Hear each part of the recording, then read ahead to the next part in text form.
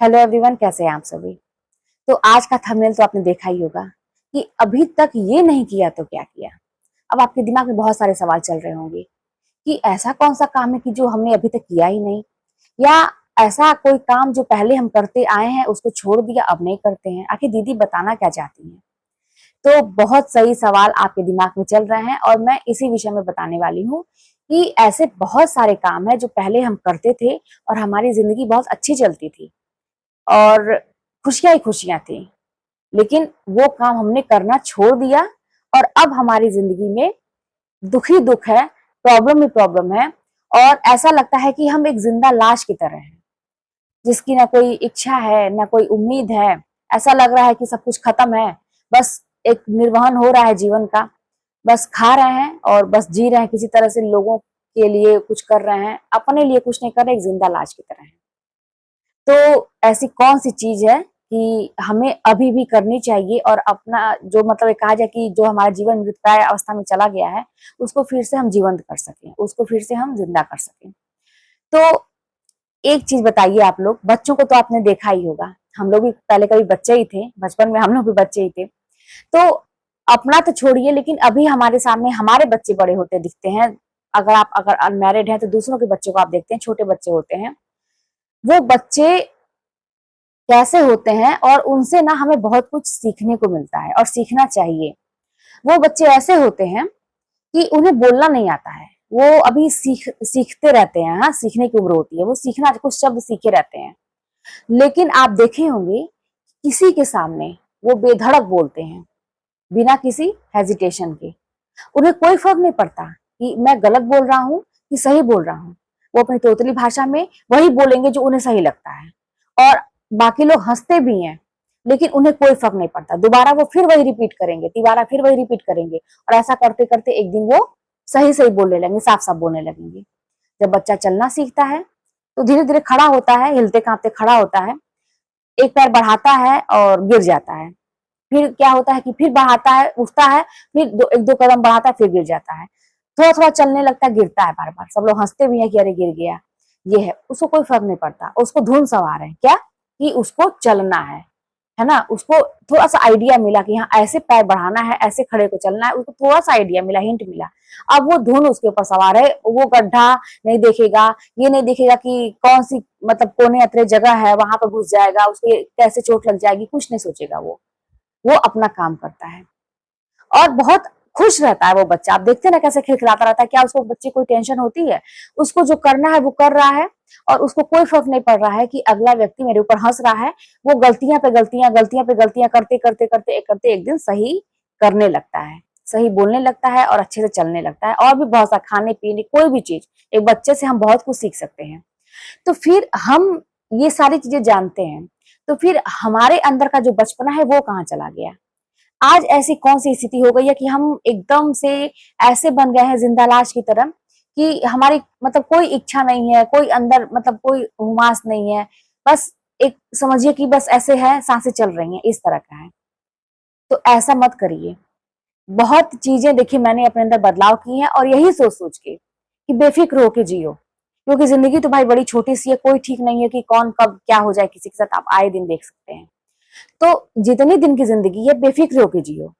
और आप बार बार जो गलतियां करते हैं कुछ सीखने के लिए, बार बार असफल होते हैं, कुछ गलतियां करते हैं, गलतियां करते हैं, आप लोगों का कटाक्ष सुनते हैं, लोगों के ताने सुनते हैं, लोग आपको बहुत कुछ कहते हैं।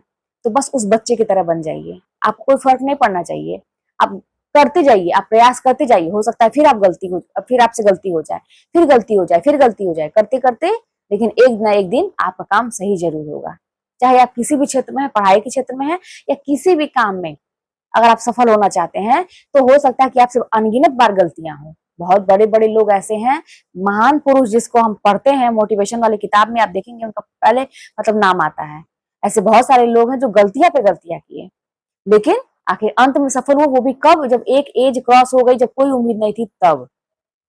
तो हमें भी इन बच्चों से सीखना चाहिए। और जिंदा लाश, जो मैं बार बार 2-3 बार मैं ये शब्द रिपीट कर चुकी हूँ ना, एक टाइम ऐसा था कि मुझे भी ऐसा लगता था कि यार जिंदगी में कुछ बचा ही नहीं है। एक कटी पतंग होती है ना, तो मुझे बस ऐसा ही लगता था अपनी जिंदगी की, पतंग है, उड़ रही है, कोई वो नहीं है, कटी हुई है।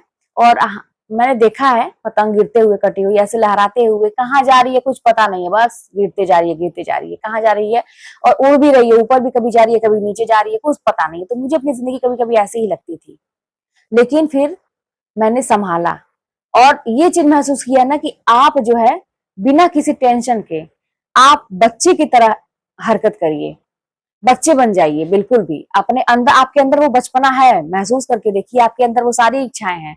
आप भी हंसना चाहते हैं, आप भी अच्छा अच्छा पहनना चाहते हैं, आप भी कभी कभी अच्छा खाना चाहते हैं, आपको भी मन करता है कि मैं नाचूं, मैं कुछ भी करूं, मेरा जो मन कर रहा है मैं कुछ भी करूं, आपका भी मन करता है। लेकिन वो इच्छाओं को आप मार दे रहे हैं, क्यों?